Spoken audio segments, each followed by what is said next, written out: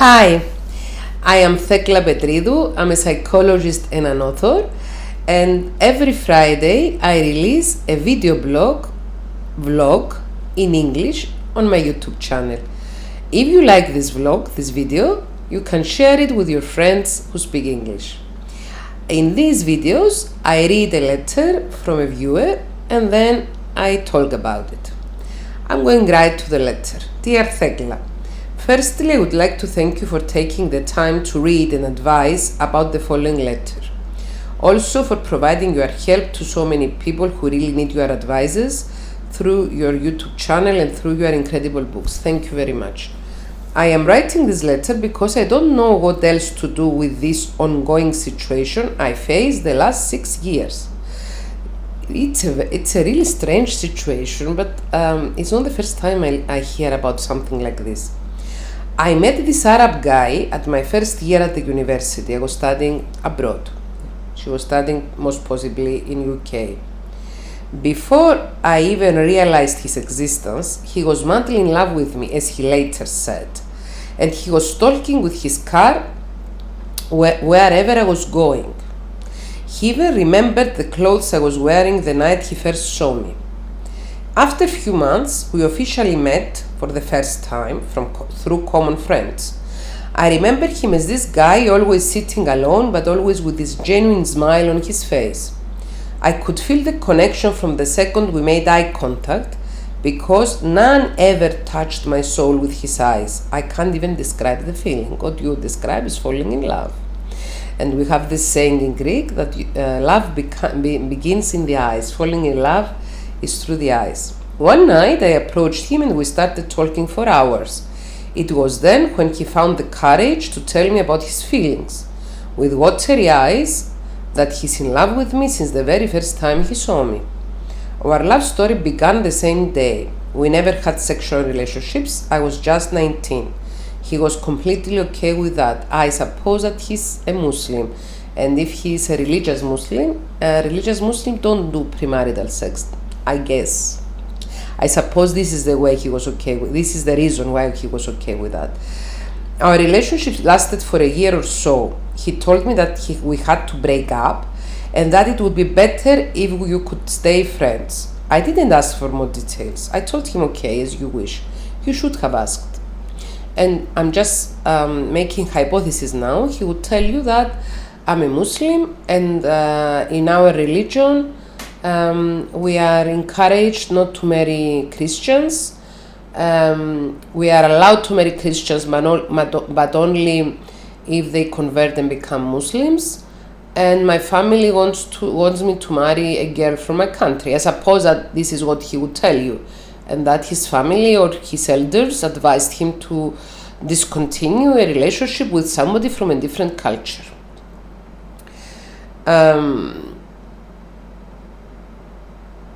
I told him, okay, as you wish. After that, I didn't see him as much as I used to. He stopped hanging out with us as he wanted to focus on his studies, or as he wanted to forget you. Then after Christmas holidays, he was still at his country and he got back to UK early February, so you were in UK. As soon as he landed, he arranged a night out with every one of our friends, including myself. We were so happy when we saw each other after so long. That night, I saw something strange on his hand. There was a ring. I asked him if it was one of those rings that's supposed to have powers of their religion. He denied. He said it was just a ring. He couldn't tell me the truth. The truth was unveiled by accident by a close common friend who asked me, why are you so happy tonight? He's engaged. How can you be happy about that? Everything around me got black. I couldn't handle the pain. I, of course, started crying. He got engaged, arranged marriage. I realized that I lost him forever. After that morning, because the party went on until morning, I guess, I stopped going out of my flat. I stopped attending classes. I remember eating fast food in my dark room, crying every day. My friends were worried because I was not picking up their phone calls. They couldn't understand what I was going through. I wasn't sad about me. I wasn't thinking about me. I was devastated about him and the life he had to suffer. This depression lasted a good 3 months. I eventually decided that being like this will not help him or myself. I got over this by myself without any psychological support. I put an exclamation point on this one, that you got over this by yourself without any psychological support, because I'm guessing that if you try to get psychological support at that time, maybe you wouldn't be writing this email to me today. Because when we have a bad breakup or a traumatic breakup, it's the perfect timing for psychotherapy. Okay, it's very nice. It's something that's gonna help us overcome the pain of separation, the mourning of a love or a relationship that is lost, and be able to continue with our lives without carrying the trauma around, the psychological trauma, of course. He tried several times to approach me and maybe explain about this, but my defensive self couldn't even let him talk to me. He then graduated and left the city. After he left, he was the first person to like and comment on my posts, pictures, etc. on social media. He's until today the first person to wish me happy birthday. A year and a half later, his cousin, my back then very close friend, told me that he is now single. He broke up the engagement. He reached out to me a few days later asking to meet him. I didn't want to deny because I would regret it later, so I went. I met him. I was trying not to show him that I was still in love with him. He was still stalking my social media because he was able to describe and ask questions about posts which I couldn't even remember I posted. That was the last time I saw him, almost 4 years ago. He asked to see you, but he didn't say anything about you and him. And keep in mind, he is the one who decided that you should split up. We still keep in touch. He's now married and he has a son. He's visiting my country every summer with his friends the last 3 years. I still live abroad, so we couldn't make it and meet again. The questions are, why I can't give up on our love? The real question is, why I can't give up on our fantasy of love? Because what you had with him was not love. Because were it love, you would have been together now. So the real question is, why I can't give up on our fantasy of love? Why I can't unlove him? The real question should be, why I can't detach myself from something that is so unfair to me. I cannot erase these memories and I can't delete him from social media. I want to keep in touch because I really care about him. It is impossible for me to love someone else the same way I love him.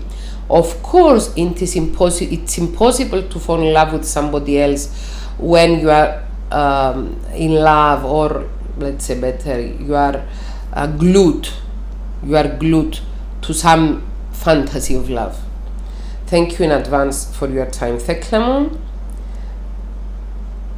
Love, regards, etc. Well, my friend, you are not the only one, and you are not the first one to be caught up in such a mess. It's a mess because the reason I talk with such confidence about what might happen to him is because I have Muslim friends, men. Okay, I met these people when I was in my 20s through common friends. I live in Cyprus, as you know. Cyprus is near the Arab countries, and a lot of intelligent, rich, successful Arab men, they use Cyprus as their base for their business entrepreneurships. Okay, and because I've always been such a curious mind, I was asking them, what about this, what about that? I never had a relationship with a Muslim guy.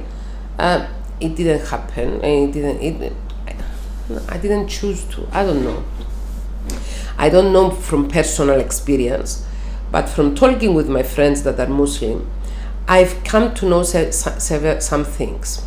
First of all, Muslim guys are brought up in a certain manner that us Western girls cannot understand. We can't understand. It's a different culture.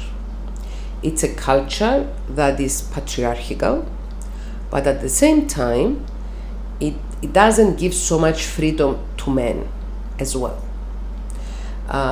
According to my opinion, which is of course a biased opinion because I didn't conduct any scientific research about it, that's what I think, is that they are given the illusion of freedom because they are allowed to travel, they have money. I mean, their family supports them financially and gives them the opportunity to run family businesses or to make their own businesses. They are allowed to study, as well as many Muslim girls are allowed to study, but they are brought up with a time bomb saying that around the age of 30 you should be responsible and get married to someone who is from your same country, same religion, same culture. This is something that it's embedded in their brains. It's embedded. Imagine bringing up a child, telling him every day that you will meet the world, you will travel the world, you will use the family's money to buy whatever you wish, cars. See, he was having a car in UK and he was talking you with the car, mobile phones, gears, everything. You can have access to the internet, but you should always remember that you have to carry the family's tradition, which is to marry within our culture and religion. Many Muslim countries, they don't embrace polygamy as such. I mean, they do not do it overtly. Covered in I don't know. They don't do it out in the open. But in a Muslim's guy mind, he can marry many women. I mean, it's allowed by their religion. So arranged marriages is very common. It's a very common tradition. Of course, a Muslim man can divorce his wife or his fiancée, separate with his fiancée. I think just by saying 3 times, I divorce you, I divorce you, I divorce you, I think that I'm not sure about it. Maybe if somebody knows the customs better, they can comment in the comments below. And I think that they have the illusion of freedom, but they are not brought up to live their lives in a Western way. Okay, right now, talking as a psychologist, I wouldn't fall into the trap of comparing societies and comparing cultures, because, as I said before, I have Muslim friends who are not fanatics, who are not dangerous people, who are very bright, intellectual and kind-hearted people, and they do not have anything to do with extremities. Okay, we are not talking about extremities right here, or extremists, because extremists of any kind are dangerous. Okay, I think that my hypothesis from what you wrote is that he knows that he can keep you as a treasure in his heart and in his mind, that he can keep the fantasy of you, the fantasy of your love, as something special, as something to dream on, or something to get off. I don't know. I'm not sure about that. So it's not fair for you, because he knows his passage. He's very sure about his decisions, and you have fallen into the trap to feel in love and feel, trapped into his fantasy. You are his fantasy world. You will never become his reality world. Of course, there have been some cases, and that I know of Christian or Western girls that converted to Muslim religion, that they became Muslims in order to marry and have a family with their partner. I do not judge that in a negative manner, because the cases I know, they live in Europe, they don't live in Muslim countries, and they are married to intelligent, educated men who live in Europe, and they do their business in Europe, or some of my friends that done this are academics, and I mean, it's their life. Who to believe to, in what religion to be, or to be religious or not, it's a choice. My worries is only about extremities on any religion. You do not show by your email that you have any interest in converting into Muslim religion, into Islam religion. I think Islam is the name. I don't know. I'm not so good with the religions and the religion names. He doesn't want you to. He wants to have you as a friend on social media. He wants to wish happy birthday to you in a text or in a messenger, in a message on Messenger. He wants to love you in a fantastic way in his fantasy. So he's moving on with his life.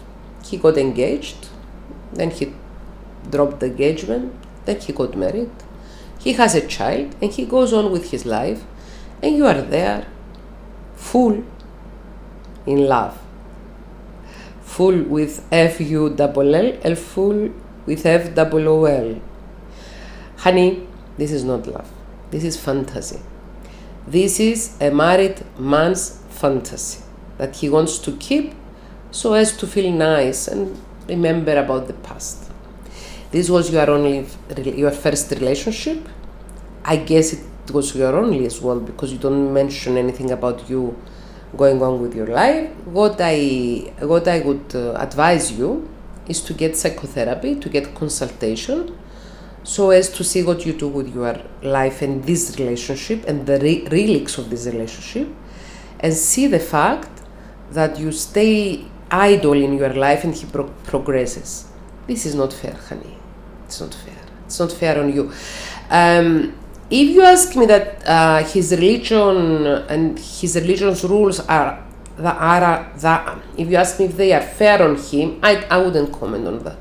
I wouldn't comment on that, because to tell the truth, I have not worked so many times with Muslim people. I don't know the culture well. I respect the culture, and then, as I said before, as I said earlier, I make the division between extremists and normal people. So my suggestion would be that you move on with your life, and you need psychotherapy to do that. So you could consult a psychologist and have sessions for as long as you need in order to be able to stop this, because this is not helping you moving with your life. I send you my love. Bye. Next Friday, another video in English will be released on my YouTube channel. If you liked it, you can subscribe on my channel and share this video with your friends. Bye.